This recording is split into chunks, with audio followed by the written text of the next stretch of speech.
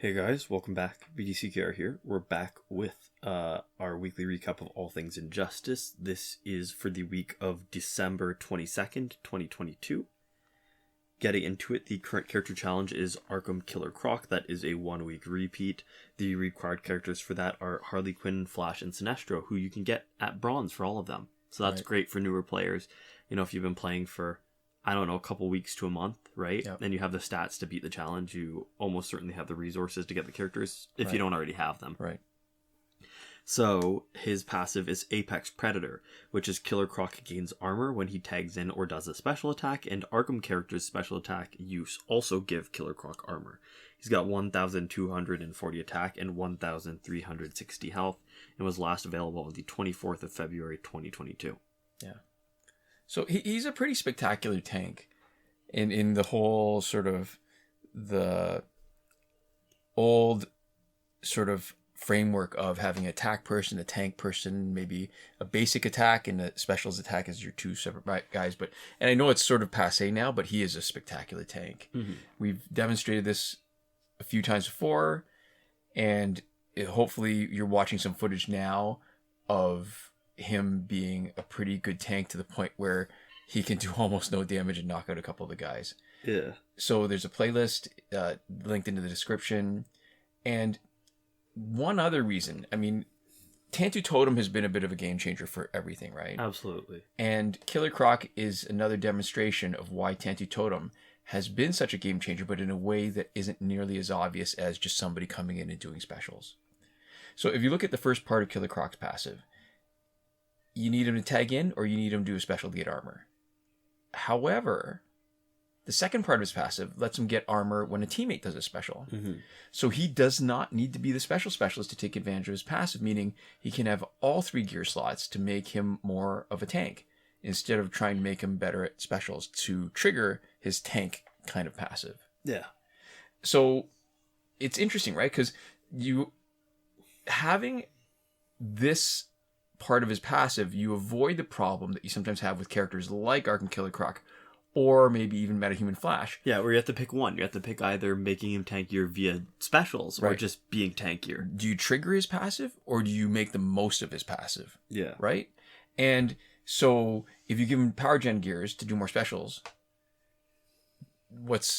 how does he actually take advantage of it? Like, he could have used his gear slots to do that instead, right? Yeah. And with Justice League characters like Metahuman Flash, you solve this with New 52 Wonder Woman because her passive lets her be the special specialist and trigger Flash's passive. With Arkham Killer Croc, you let a fellow Arkham teammate trigger his passive, and then he gets to be the tank, right? He's a great teammate if you want to do a damage over time specialist because his armor lets him be a really great meat shield and kill time while the damage over time finishes, which is why we like him so much on an Arkham Knight Catwoman team, which is what you're seeing, but it could be almost as good on an Arkham Origins Joker team, right? Because he's a special specialist too. Or, sorry, he's a damage over time specialist. Yeah. So this is the 135th week of a repeating pattern that first appeared in May of 2020. We've had 3 complete runs of a 43-week cycle, and we are 6 weeks into the new 4th cycle. If the pattern holds, next week will be Killer Frost. And as always, 23 challenge characters are missing from that. So we've got a bunch, but not all of them. It's weird when you say as always. I mean, it feels like, because it's been so long, it's been more than 2 years. Yeah. But it wasn't always like, I mean, some of those other characters that were missing were there at one point, which is why we know they're missing. Mm-hmm. Yeah. So this week's multiplayer reward is Rebirth Wally West, also known as Wally West the Flash. I think that was his original name. Yeah. That might have been, yeah. So his passive is Speed Force Merge, which is a chance to dodge any special attack and then counter attack for large damage. If teamed up with Rebirth characters or Flash characters, the chance goes up, and Rebirth characters also receive a power generation boost. He's got 1,350 attack and 1,300 health. He was last available on the 19th of May, 2022.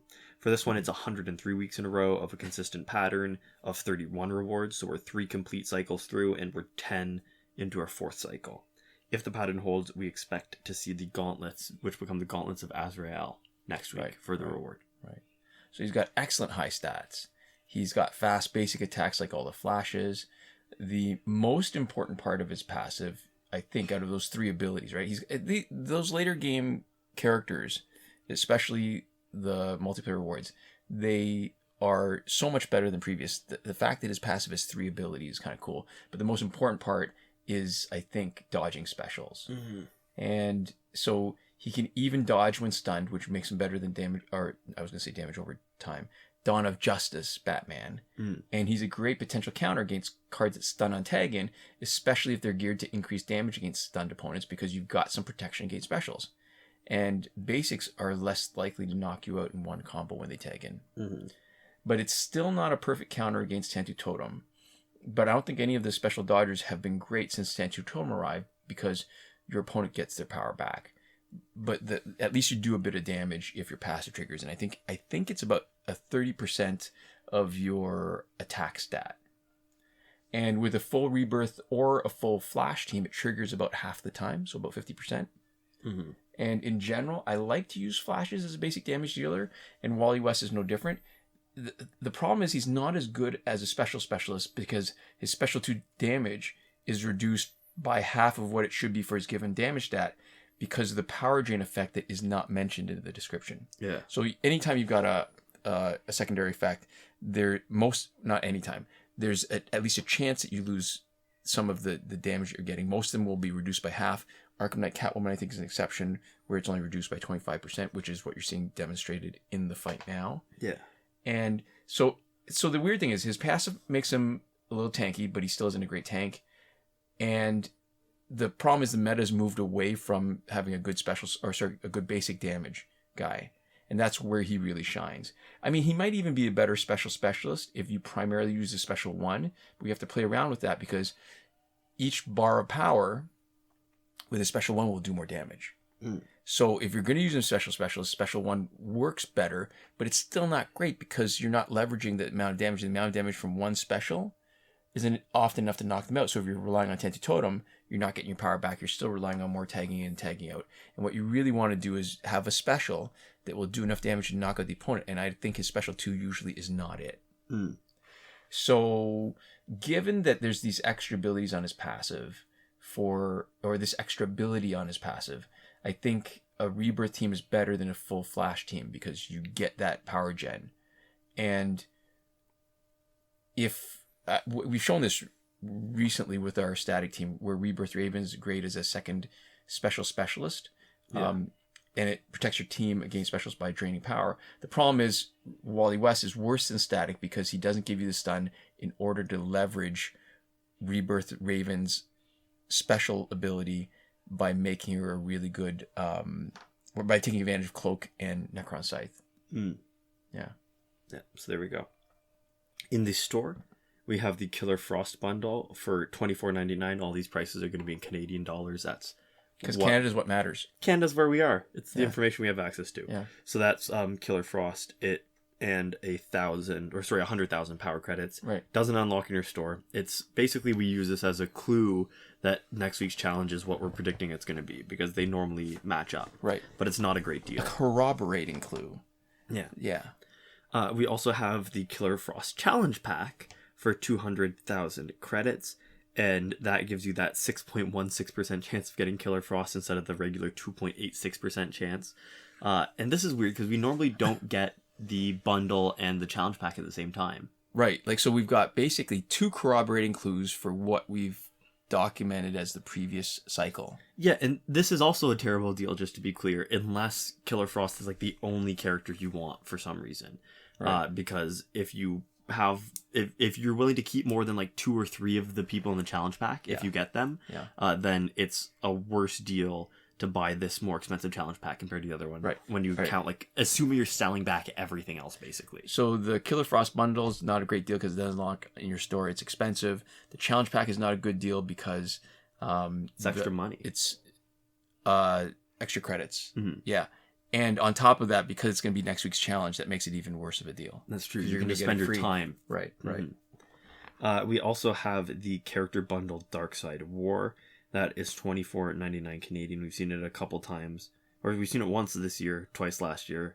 And then all the way back in 2020, it was only $18.99, and it was much cheaper. Twice last year, I think. February and July.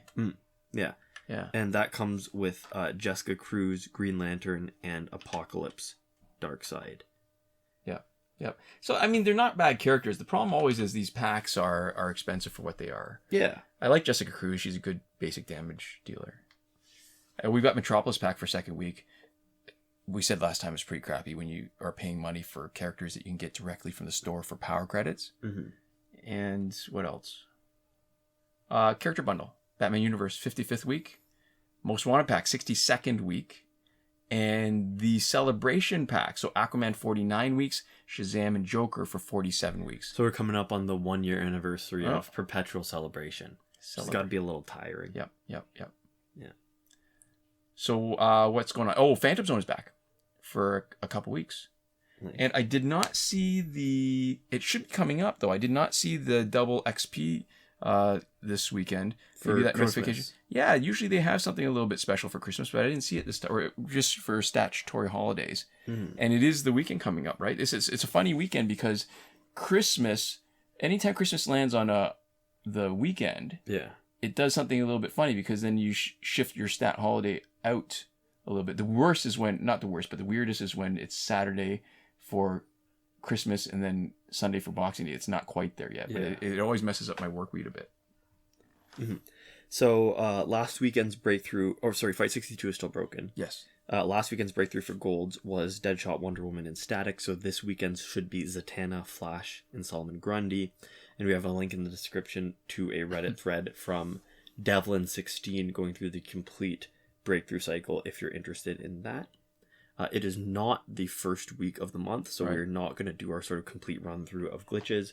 You can check the first week of the month for a more detailed discussion, but you can also check the glitch playlist by clicking the eye in the top right corner of this video or going to our playlist tab and finding that there with the complete instructions on how to do all of the glitches that we are currently aware of and have tested.